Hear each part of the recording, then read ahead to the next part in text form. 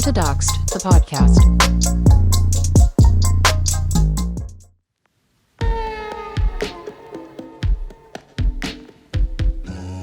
Welcome to Burning Man, the annual gathering in Nevada's Black Rock Desert that has captivated the imagination of millions around the globe. While many see it as a vibrant celebration of art, self-expression, and communal living, there's a growing contingent of critics who can't help but draw comparisons between this remarkable event and some of the behaviors associated with cults and other toxic parasocial communities. Burning Man, at first glance, may appear to be an otherworldly carnival of creativity.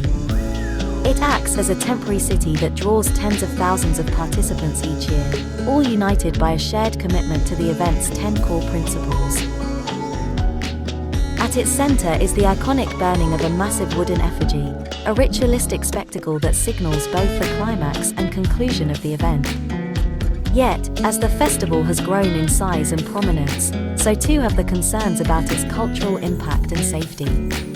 In today's episode, we peel back the layers of this unique subculture to understand whether the festival is simply an extraordinary celebration of radical self-expression, or if there may be more to the story.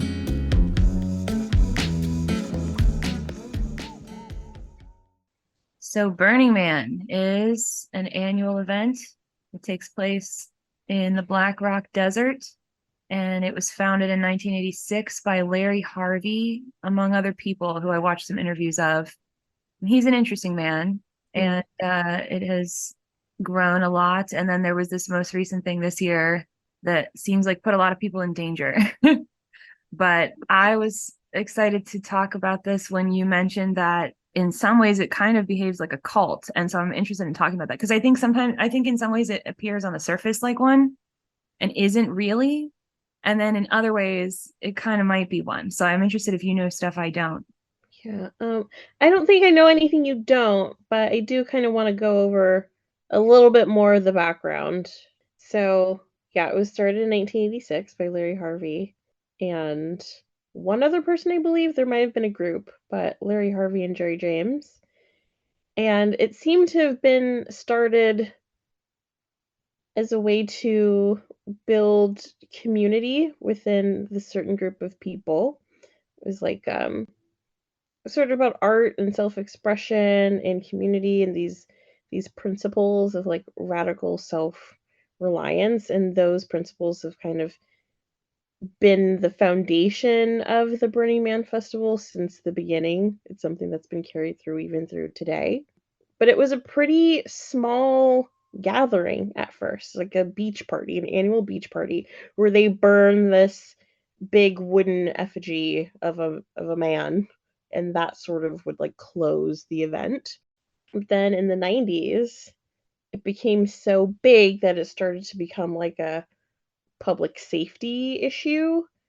So they moved it to Black Rock Desert, which turns into Black Rock City whenever Burning Man is there. It's huge. Like the most recent Burning Man festival, I mean, I think it was like in the 80,000s in terms of like people that have showed up. So it turns into a huge city for a couple of days. It's something that's been going on for so long, but it's not really marketed to the public. I only started hearing about Burning Man myself like 10 years ago because I had met a couple of burners, people that are like hardcore Burning Man goers, or they identify as burners.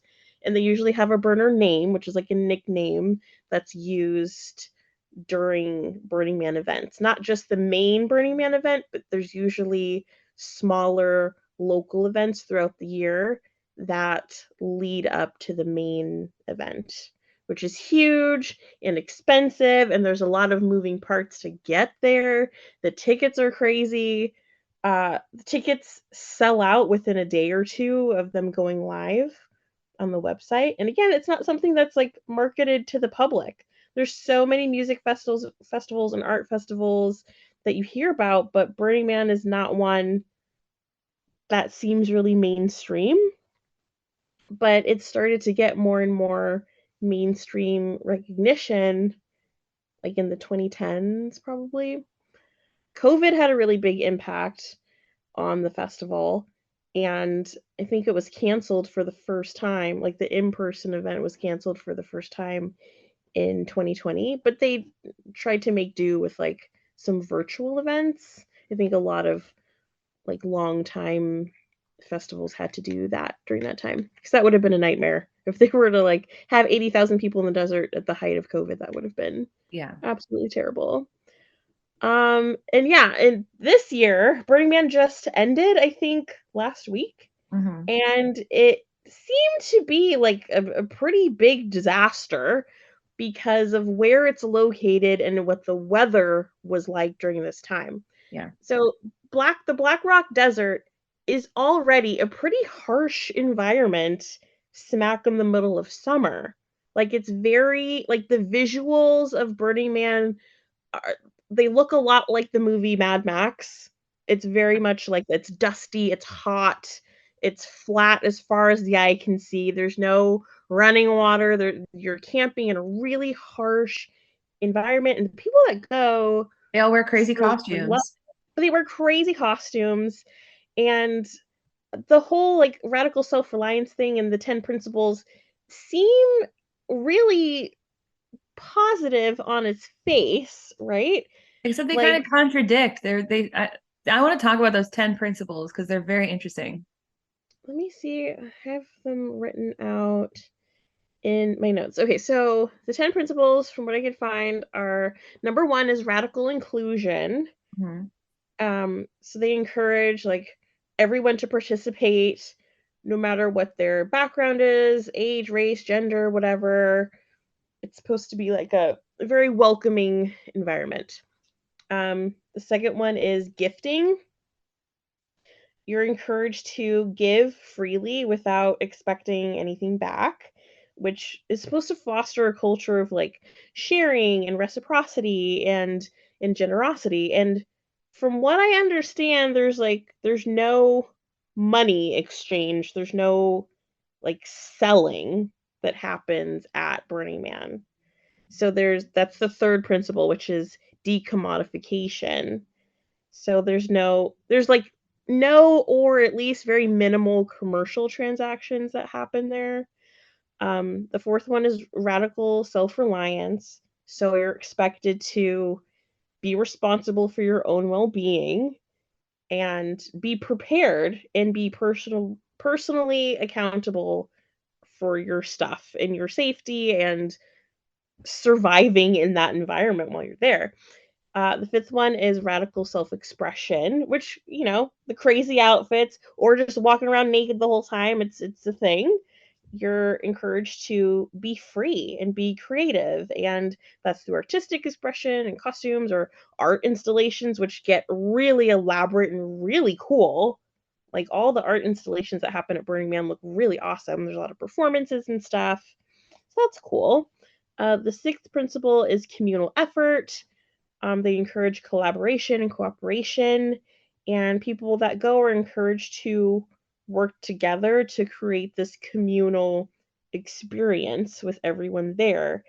And that includes like helping the artists construct their installation, helping people with their camps in terms of like feeding people, handing out food, organizing people to get access to running water, whatever it is you're supposed to help your fellow man while you're there. The seventh one is civic responsibility.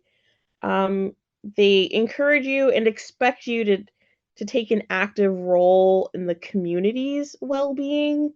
So respecting each other, following the event guidelines, and also participating in the cleanup effort, which you can imagine with tens of thousands of people there packing in everything that they'll need for that week. The cleanup effort is probably insane. Which goes to the next principle, which is leave no trace. So, from what I understand, there's not even a gum wrapper left in Black Rock City when Burning Man is over. Everything that you pack in, you pack it back out. Number 9 is participation. So you're encouraged to be active and not be like a passive spectator while you're there. Um, the whole the Black Rock City kind of only functions if everyone there is like an active contributor and is involved in creating art, creating activities, and creating experiences and participating in the camps.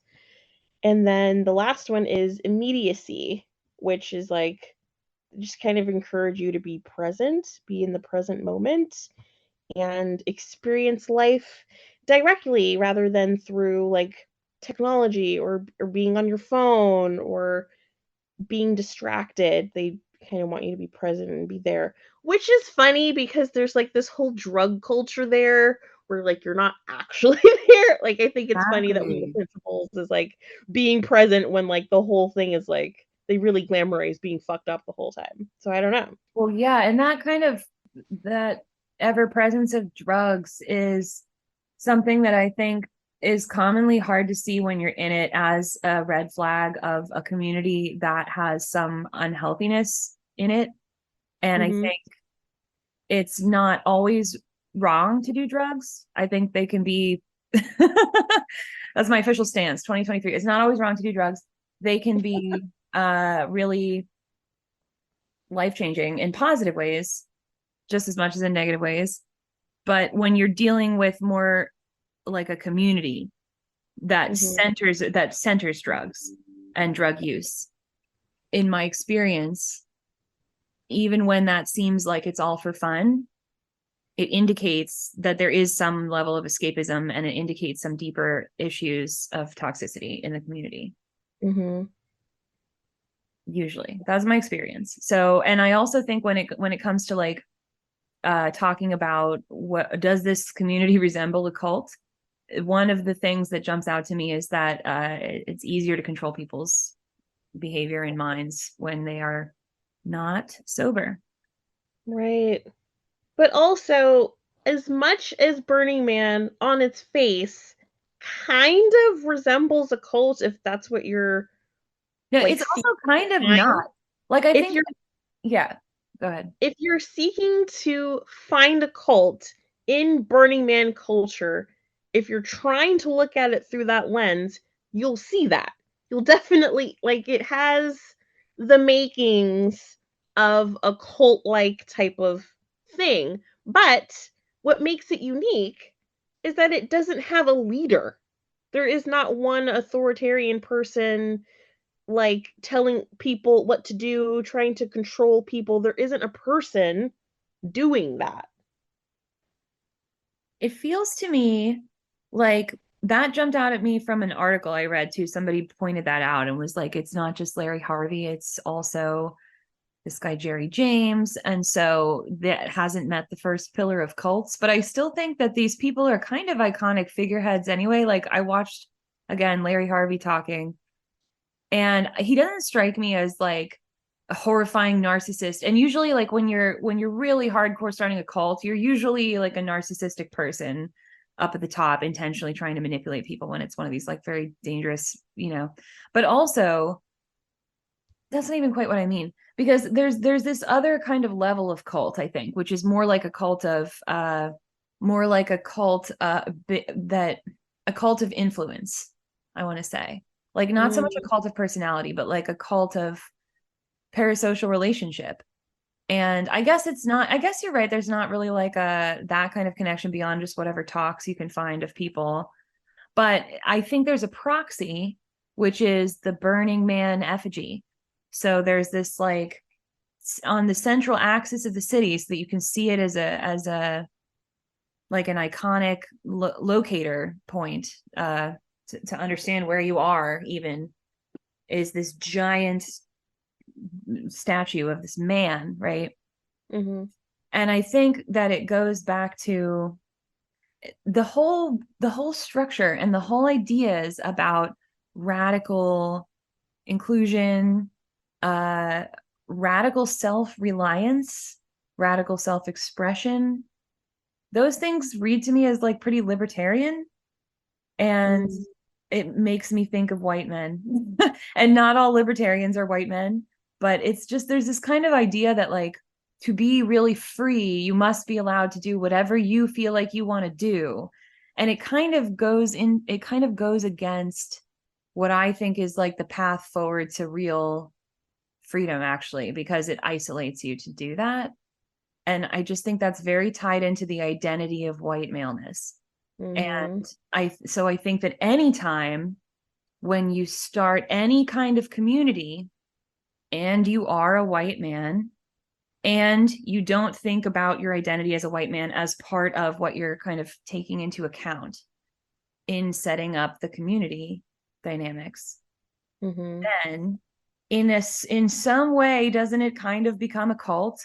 Like it's not authoritarian in this like totalistic sense, but it's like about a man. It's like and also I think that there is a sense of grandiosity and almost getting bigger than humanity that I kind of heard in Larry's talk that I watched, because he talks about he describes being a student of anthropology and architecture, and particularly he says he's really interested in Neolithic architecture because he likes that nobody knows what all the symbols mean. So there's these ancient temples and you go back to them and you don't even know like what the religion was. It's just so grandiose. It's almost like beyond the context of humanity. It's just sort of something that's like bigger than life. And obviously he was trying to do something with this Burning Man too. It wants to feel like it's objectively art and objectively radical or something, is my sense. And that's just sort of a casualty of, because the community got set up by white guys. And also like wealth plays in. Like the art is crazy cool. The art costs a lot of money to make, I bet. Right. The artists that get to go to Burning Man and showcase their art are people that have had a long time of being financially supported in their art. Like, I mean, just like at the basic level, the cost of lumber is insane. yeah. I put a fence in my backyard last year and I can attest it was wildly out of control, the cost of Like wood. lumber never used to be as expensive as it is right now. And the structures that they build out there, they're spending so much money just to burn it the fuck down, by the way. Oh yeah. But it's not Yeah. cheap. This isn't some little grassroots hillbilly thing. Like this is big, big money. It's big money. And you make a really good point, just to burn it down, because it's like a statement about the ephemeralness of art and the immediate, like the lack of permanency. And that's cool. But it's also like this abstract and aesthetic kind of an art. And that kind of art, first of all, exists among higher class patrons, and it's all about catering to them. So the art is not saying something about the real struggles of people always. It's mostly like focus on things that those people would be interested in.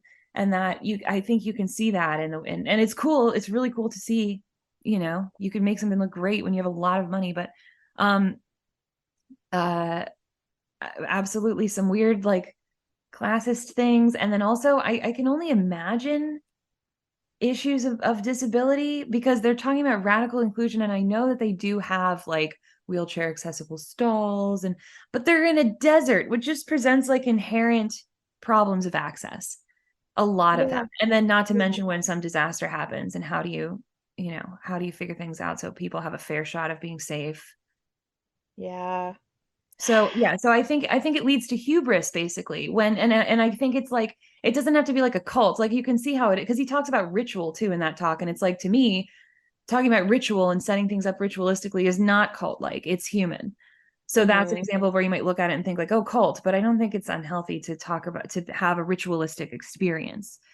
But I do kind of think that anytime a white dude is in charge of a group, a community setup, it just kind of leads to hubris when none of that is dealt with. And I think you see how much it's not dealt with by the absence of any kind of talking about race, for example, or anything like that in the rules and anything I've seen so far about it. Right. There's not, from what I can find, and I could be wrong. If you're a burner, feel free to correct us both if we've gotten it wrong. But I've seen nothing in the rules or guidelines that have come up about cultural appropriation. Mm. Like, it's all radical inclusivity, but like there's no conversation about intersectionality. There's no conversation about respecting people's cultures, cultural appreciation versus appropriation. Appropriation with all these like Indian headdresses. Yes. Yeah, and like bindies and stuff. Like what or wearing the or culturally appropriating all these different types of dress and headdress and also doing that while like semi-nude, like, which can be really disrespectful to certain cultures. It's like pouring salt in the wound if you're wearing like a Native American headdress and also like a thong and your tits out. Well, Like, yeah, it's exoticization. You're sexualizing somebody else's culture, Chris. I mean, and it yeah, happens all the time, but yeah. But that's what but it's very much like it's like a central theme of Burning Man is like this exoticization and appropriation yeah. because it's very white centric and it's very high class centric, you know? Like Yeah. I've known about Burning Man probably most of my adult life. And I've thought about, wouldn't it be cool to go? No way could I afford to go. And I'm not like, I'm fine. No way can I afford to go to Burning Man. You kidding me? And I've again, been this is not about- invited to go to oh yeah, Burning cool. Man with a friend of mine who has, I don't know if she still does it, but she usually has her own camp there with a couple of friends. And I'd been invited. I'm just like, ooh, it just looks hot and dusty. No, Oh, thank you. well, you'd have to It's definitely fun. glamp. Like you'd have to figure out, maybe some people wouldn't, but yeah, if you were gonna go, you'd have to really plan and get everything you needed and make sure you had it all. And it also kind of seemed like there would be zero black people there. And I'm very, Mm. very like side eye of any giant event with tens of thousands of people and like Mhm. no black people. I probably don't belong there. Not to pull the race card, but if I don't see a lot of people that look like me, I'm not really trying to go. No, it's a vibe. And also, it again, like it's contradictory with these principles because there's like radical self-reliance, but also civic responsibility. So those kind of pull you in two different like radical inclusion. So those pull you in different directions. And it Right. it just I seems wonder like if the radical self-reliance is more like a put your oxygen mask on first before helping others, you know? Like it make seems sure you've got yourself together before you pull everybody down into the pit. Like make sure you're good first, you know? to me, it seems like it's saying like make sure that if you go, you are not like it even seems a little bit ableist because it's kind of like if you go you'd better have everything you need and Oh, you'd like better don't be a not be like burden. yeah you'd better not be like too much of a burden to other people is what radical kind of self-reliance kind of sounds like to me like make your own camp make sure and like you get things for free but it's like take what you can it feels like it's saying take the same amount as others, and don't take too much because you didn't prepare well enough or something, or you weren't Yeah, you get self-reliant. stuff for free, but you end up dropping like 6 grand to even be there. Well, exactly. Exactly. So it's kind of just like an aesthetic choice to do stuff for free again. And that's Mm. the separation. Like art, you can tell such a difference in the class of art because of whether the art is focused on aesthetic or whether it's focused on function. Yeah. Yeah. And to me, art that's Also, focused on function is much more important. yeah, I agree with that. It also seems like, for me personally, Burning Man on a good day, not the muddy mess it's been this last go round, but Burning Man on a good day seems like a sensory nightmare. Like I Mhm. feel like it would be miserable. Just the thought of being covered in itchy alkaline dust in my eyes, in my nose, in my ass crack, and like it's inescapable dust. I can just imagine looking down at my hands and just seeing body horror under my fingernails that I can't clean. And then you have to rinse yourself off in vinegar so that the alkaline dust like What? doesn't eat through your skin. Yeah, the Oh. playa, the lake bed is like all these different minerals that aren't good for your skin, Oh. but there is no avoiding it. It gets everywhere. You breathe it in, you taste it, and the only way to neutralize it is by literally rinsing off in vinegar. So it's BO, it's dust, it's barely any running water, and then when you do find running water, it's vinegar water. Like, so gross. This also makes me think of something else that I was talking about on TikTok last year, which is called The Line. It's a city that's under construction in Saudi Arabia. And it's this city that was designed in a line.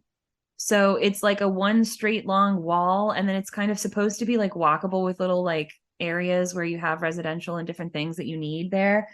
But there's also like it's like a big wall. So then you go underground for like the service levels of things. And it's all like super duper billion trillion funded by this like Saudi, regal king or whatever. And wait, what's the name of the guy?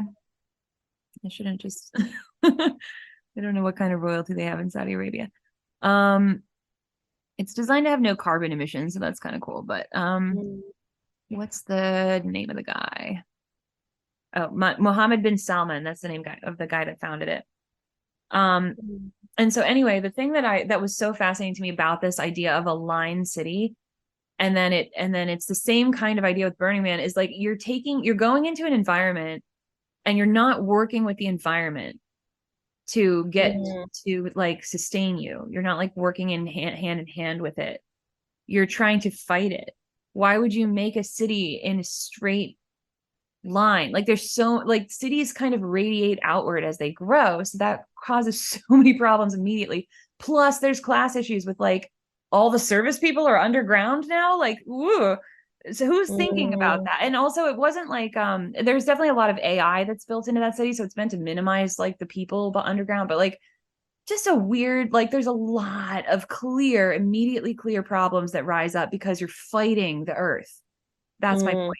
And it's the same thing with Burning Man. It sounds like they do make like an interesting kind of radiating shape of the city that's constructed, but the place that they decide to put it, and then it's like, why? And then why not make choices that kind of work with that environment? Because it's because you're a white dude that wanted to do something aesthetically and didn't actually like, yeah. And it's a place where if there's any rain, which in that area, it doesn't just drizzle. If it rains, it pours. If it rains, it's a flash flood. Yeah. And then what do? Like, it became a national disaster at Burning Man 2023 because it rained so much and for so long that the playa, the lake bed, turned into this like slimy, slick, sticky quicksand pit that you couldn't drive through, you couldn't ride a bike through, and you were encouraged not even to walk through. They directed everyone to shelter in place. Are you tired of feeling unsafe online? Do you want to learn how to protect yourself from cyberbullying, doxing, and other forms of online harassment? Then look no further than Doxxed the Podcast. Visit the website doxxedthepodcast.com to sign up for the Doxxed free ebook full of helpful tips and resources for online safety. Plus, when you sign up, you'll receive the weekly newsletter with the latest updates on upcoming content. There are many ways to connect with Doxxed, including Twitter, Instagram, TikTok, and Discord. Have a story to share or feedback to give? Use the contact form on the site to reach out or leave a voice message to be featured on the show. And for exclusive content, subscribe to the Doxxed Supercast to gain access to the private podcast feed with member-only exclusives. Take control of your online safety and join the Doxxed community today. And I mean, it's a makeshift city. It's a tent city. How do you not walk? Like you have to go from camp to eat, to shower, to relieve yourself, to anything. So it's okay to shelter in place if you were like a rich Nepo baby that came with a Literally six-figure everything. RV. Yeah. But if you came with a tent and a dream, like what were you gonna do? Mm-hmm. Or a wheelchair. Right. What are you going to do? or you're getting attacked by somebody because nobody can be Yeah. trusted. I don't Right. know. I mean, so much for the principles because I Mhm. saw a couple of TikTok videos and a lot of burners are saying, "Oh, social media is making it worse than it seems," but you can't really record something that's not happening. But I saw a couple of TikTok videos where like people are trying desperately to get out of there by driving away, which you were encouraged not to do because your car's going to get stuck. And people were like jumping through people's car windows to try to stop them from driving away. God. But like what happened to radical self-reliance? They're Yeah. relying on themselves and their vehicle to get out of there and you're trying to stop them? Why? Well, and then if they get stuck, does anybody go help them because of radical self-reliance?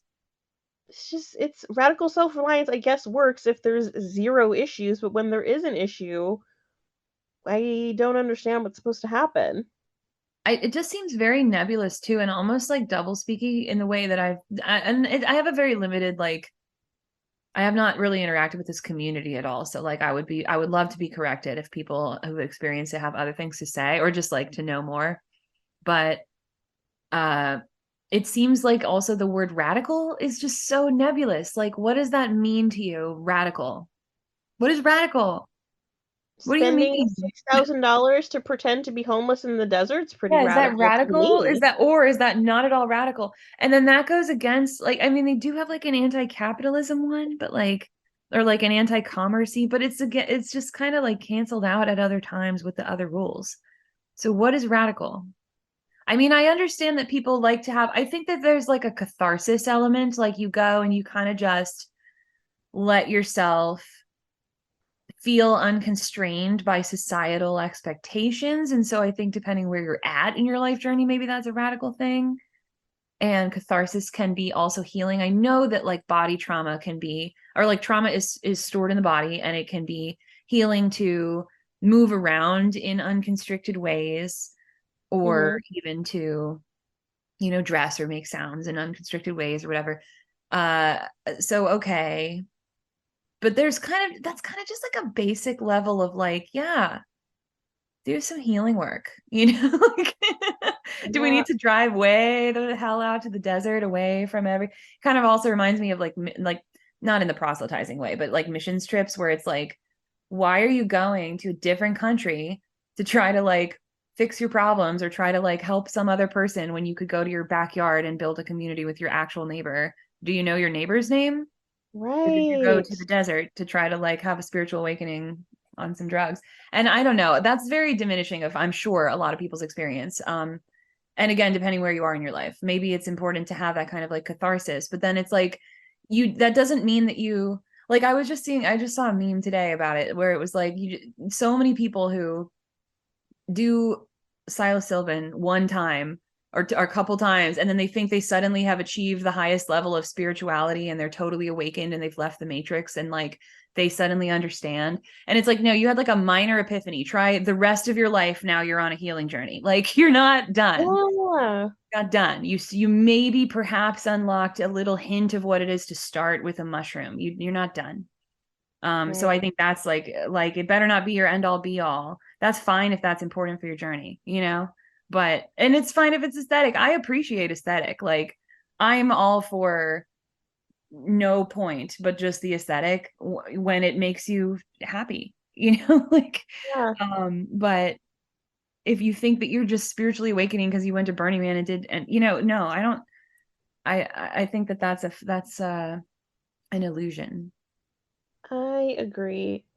I I'm not someone that's been like super into psychedelics. I've tried psilocybin and it didn't do much for me. I know people that swear by ayahuasca and say it's life-changing and it completely changed their brain for the better. And kind of the idea kind of scares me, but people that really buy into that way of healing certain things tend to be drawn to Burning Man culture. And hey, you like it, I love it. If it works for you, great. But it doesn't seem like the principles that they buy into, like this Burning Man culture that they buy into, it doesn't seem like it's something that's applied to everyday life.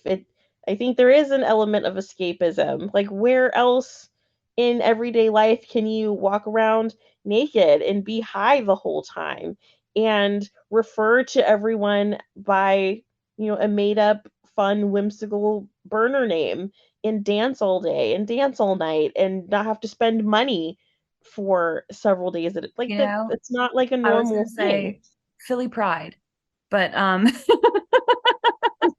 but yeah, no, it is. It's definitely escapism.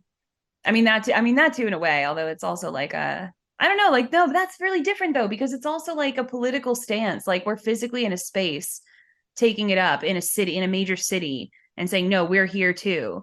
So like the space of it kind of matters too, and it is different. Mhm. Because like, yeah, like what is the function of what you're doing?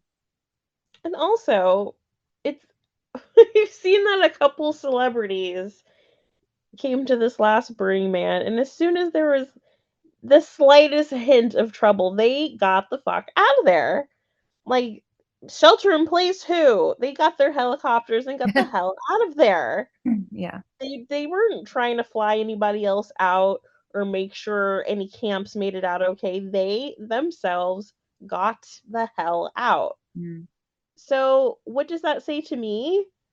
Mm, that maybe these 10 principles are kind of bullshit. Because when push comes to shove, people that are millionaires and have a shit ton of money get out when things get rough.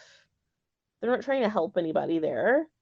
Yeah, and it's funny. It makes me think of that movie Don't Look Up Again, and how Mm. it was so centered on the people that were the rich white people getting out of the world. And the conclusion of the movie was very nihilistic because it was kind of just like, yeah, we're completely fucked because that's all they're Oh. gonna do. But it also was assuming that they were the only ones that could do anything. And that really Mhm. bothered me about that movie. Like it was a good movie in a lot of ways. I can't totally knock that movie. Like it did a really good job, but I did not like that it almost ignored everybody in the world except for these super rich people that were like trying to get off the planet, and just assumed that meant nobody else would figure out any kind of solution or any, like it's not like you can figure out a solution for a falling comet, which was the premise of that movie. But Right.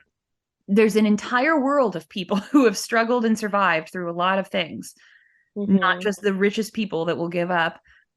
So anyway, I don't know. The focus and the shallowness is just kind of the rules. Is just kind of like it's clear. It's clear when there's disaster too. And I think there's surely going to be more of it just because of climate change, like in years going forward.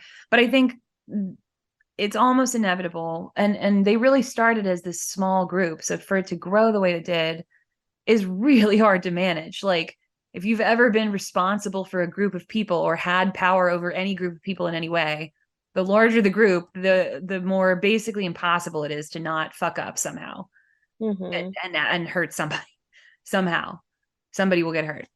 So, you be as responsible as you can, but especially if you're just missing all of intersectionality, I think that's often a problem. Right. And also the whole like leave no trace. Mm. No one ever leaves a scrap of anything behind. That's what they say. They say that there is virtually zero crime that happens in Black Rock City.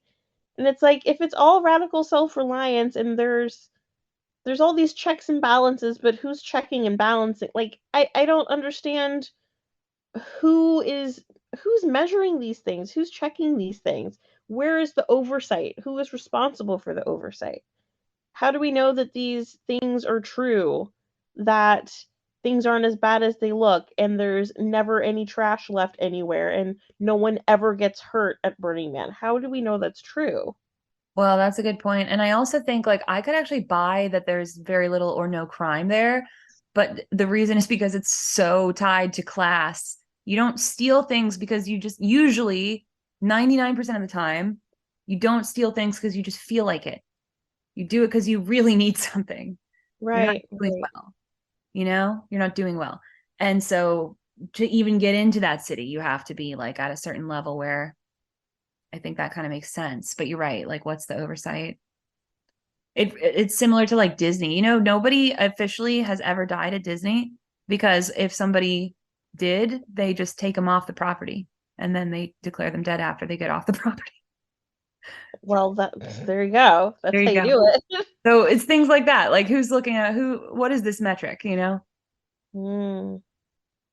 I can never see myself going to Burning Man ever. Not trying to yuck anybody's yum, but absolutely not. I could see myself going, but I see why you could not. I think that it would be a risk. I think the sensory thing is a really good point. Um, Just glaring sun all day long and heat. oh, you're right. I can't go No. because I have like a whole skin thing that makes me like allergic to the sun for a big part of the year because I have to be on steroids. Damn it. Yeah, it would Disabled suck. again.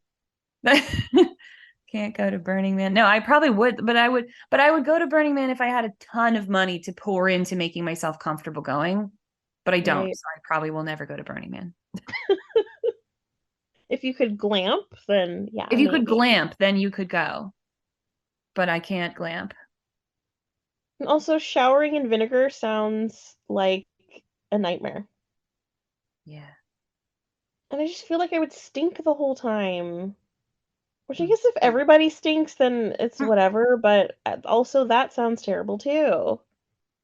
Yeah. I don't, I mean, and I just don't know what's the experience? What's the reward of it? Like you go, I mean, it could be like a social, like it's a social points, I guess, that you went to Burning Man because it is a huge thing and a big deal that a lot of people do. But you go out there and you spend your time and you do your drugs and you know, what does that do? Because again, I think we're kind of on a different level than people who just need to experience catharsis in their body to do a little bit of healing, which very much might be like rich people in society. Like maybe that's their level, you know? Maybe, yeah. Like maybe that is actually some direction forward for them. And that's maybe good. And I'm From not what even I've knocking that at seen, all. But like I there's a don't think lot you of need that. there's a lot of questions being asked on TikTok to burners being like, why do you go? What do you get out of it? What is Mhm. the big deal with Burning Man? And so many of like the lifer burners, the ones that go every year and will go every year forever, they say it's life changing to have this kind of community sense of belonging feeling that you get when you go and you're really connected and plugged into what's happening there. You're very present. You cannot, you don't have a choice but to be present. I mean, I guess if you're sober, I don't know. I don't presence and I don't know. Presence and being high, I don't maybe that's a thing. I I think don't really it get depends on high. the drug. It depends on the drug. I am pro like I think that everybody's body experiences drugs in really in different ways or can. So I don't think it's ever right to promote that someone do a particular drug in order to fix their problem unless it was a medical professional who said that. But I do think that there are times when people have very positive life-changing experiences on drugs, depending on Mhm. the drug. And some of that can definitely involve like a new heightened sense of being aware. It can also not, it can also be a trick. But Mhm. like I would say psychedelics sometimes can do that for people where they're just experiencing things in a much in a way that feels very enhanced, and so they're much more connected because they usually would be dissociating. So that can happen. It can Mhm. also happen that people like lose a sense of reality and groundedness as well, and you can't really predict, so it can be scary and not worth it to even do. But yeah, I would say there's such a thing probably as like present awareness on drugs for some people. But I it's like think for others, you're going there to do it. It's like you and I can we don't need to go to a desert to experience like a community, like you know, like no, not no, yeah, I would not. I yeah. think for some people though, the presence goes beyond just partying and dancing and doing drugs, but also like being exposed to a harsh environment for an extended period of time, working hard at a camp, serving people all day, like doing stuff there that they wouldn't normally be doing, like kind of putting their body and their mind through the ringer, I guess, for a week But can kind of be yeah, kind of healing for aesthetically though, someone. too, again, right? Like kind of cosplaying. Maybe Yeah. not. Maybe it is genuine, but it's temporary too. It's not something they would want to do for their lives. It's like dipping a toe into struggle. Yes. Temporary struggle for for fun, I guess. Well, I would say for like enlightenment only, it's like a cheat. Like it doesn't really work. It's like somebody trying to put them, and that's similar to why there's this draw for, I think, people who are middle and higher class artists to have some kind of proximity to poverty and have some kind of proximity to struggle. And so then it leads to things like gentrification. So it leads to things like you are a middle class person and then you move right into the middle of the heart of a city and you're starting to push actual people out that have lived there for generations because you're driving up housing prices because you wanted to live in an area that aesthetically is beautiful because the energy is something special because the people there in the actual community for generations made it special because they struggled and they did something that was transformative. And then you just moved in on top of that and then pushed them out and kind of took it and kind of killed it. But in the meantime, you got to kind of aesthetically feel like you were a little bit proximal to the struggle. That's such a common thing. That's such a drive, I think, for so many people, that because you want to be an artist and you want to like express yourself, but what story are you telling? And stories come from struggle.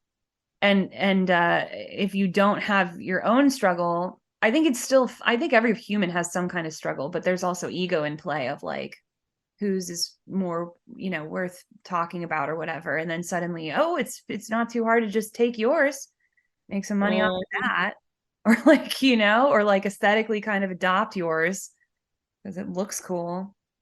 I think you're right that it is kind of all a cosplay for a few days, 5 days, 7 days. Like, I'm so radically self-reliant and I've packed everything I need, and I can take care of myself, and I can take care of myself in my camp for 5 days. God forbid a national disaster happens and it goes for 7 days. I'm fucked because I'm not that prepared. I was Yeah. prepared to cosplay Mad Max for 5 days, not for 7 days. Like, uh, I mean, it's not funny, but it's like, yeah, they did all the things they needed to do to cosplay a thing for a finite amount of days, which was 5. Yeah. And that's different than what goes into real, like not real, but that's different than what goes into community building when it's more sustained than that. Yeah. Like, what I if they think had to shelter in place for 9 days? Then what kind of disaster would it really be when people's true colors come out and these principles fall apart? Well, exactly. And then versus when you're like, say that you were camping with your family and then instead of 5 days, it's 9 days. No one's gonna like rob you. You know what I mean? Like Right. you have a different level of relationship to those people. It's not as shallow. And it Right. makes for a different kind of experience of community. It just puts a whole new spin on things, like, for people that have considered going, well, considered being stuck there longer than you planned to be. Yeah. Like, what happens then? I don't think that it seems to take that into account based on what happened this year, right? Right, and I don't think this is the first time this has happened. Like, it's rained there during Burning Man before. Hasn't been as big either though. Like things get less sustainable the bigger they get too, like that. Yeah. Like with communities too. But, I mean, Burning Man does look like it looks cool. At a distance, it looks cool. And I don't think, again, I think aesthetic is not inherently bad to desire or to have for the sake of it. I don't think there's a problem with that. I just think that there is a problem with presuming that your art, which is for aesthetic, is just something beyond humanity and is something that is like not affected by subjectivity. Mm. So I don't, like I don't mind just having like a pretty house or something. Like I don't think that there's nothing morally wrong with that. And in fact, it's kind of like anti-feminine a little bit to be like everything needs to be practical. Everything needs to be industrial. Everything Mhm. needs to be efficient. That's gross. So I definitely could say lean into the aesthetic, but not at the expense of like understanding, what is it accomplishing, especially in a case like this where it's posturing to do something radical. What is it radically accomplishing? That's kind of what it goes back to for me. Yeah, what is it radically accomplishing? It's radically accomplishing someone making a shit ton of money. A lot of people, I guess, whoever's selling them all that stuff, the costumes, the drugs, the Yeah. thing, the artists that go and yeah, I don't know. Yeah, and drugs aren't cheap. So, I mean, is that going around for free, Burning Man?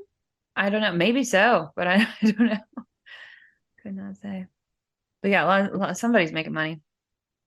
Yeah. And I do have questions about accessibility for disabled people that want to participate. How does that work?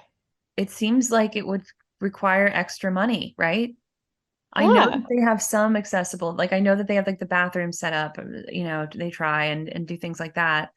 But yeah, I don't know. And then there's also issues of like which camps are next to which camps. Somebody brought that up in something I was watching. Like you might have like a meditative camp in one kind of area, but then right next to it is a camp that has loud screaming, dancing or something.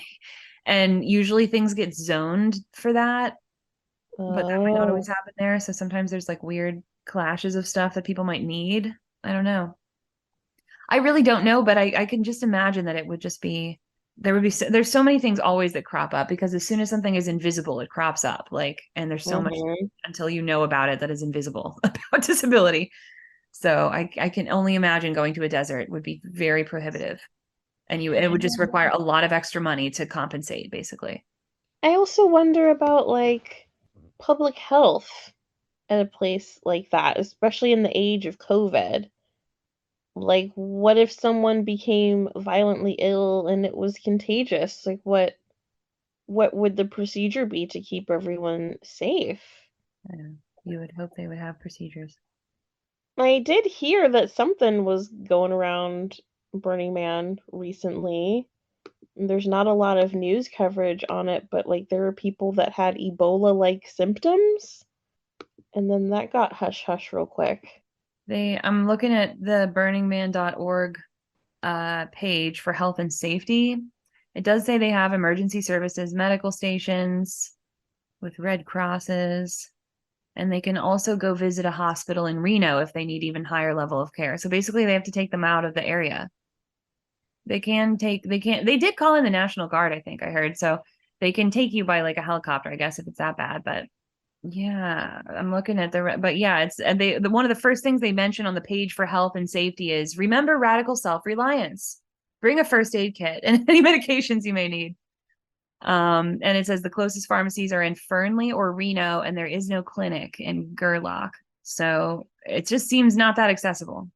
So basically, only go if you're able-bodied and Basically, wealthy, yeah, if you need like constant medication or something, that's on you, unless you want to get helicoptered out of there to Reno. and And then that's they have, if like, you can get to a place that has like phone access or Wi-Fi access or whatever. yeah. Oh, yeah. And then they have a little page on here called Arrive Alive, Getting to and from Black Rock City, which itself seems like half the problem. Yeah, and I've heard that it can take up to 24 hours to leave. Mhm. Like on the day everybody leaves, the road is so packed, so crowded. It can take a whole day you're just sitting on the road in your vehicle Yeah. for a day.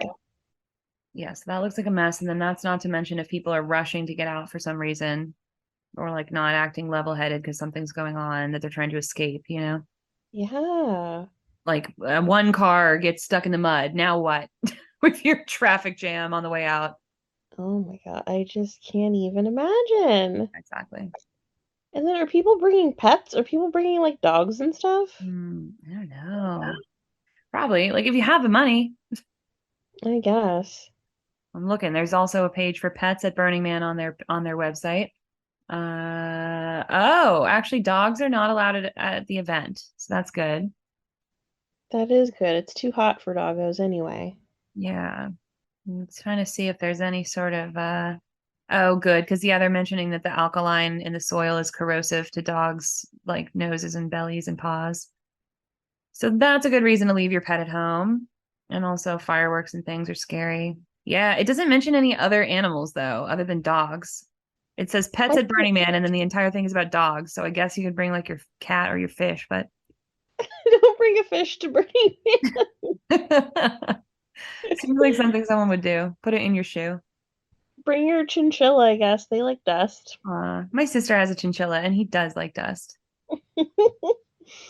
He's very, very cute. Chinchillas are so cute. His name is Ghostface Chilla. Oh, and they're so soft. They're so soft. And you can't get them wet. They're like a gremlin. Oh. That's why they take a dust bath. Thank you for listening. Find additional content at doxxedthepodcast.com.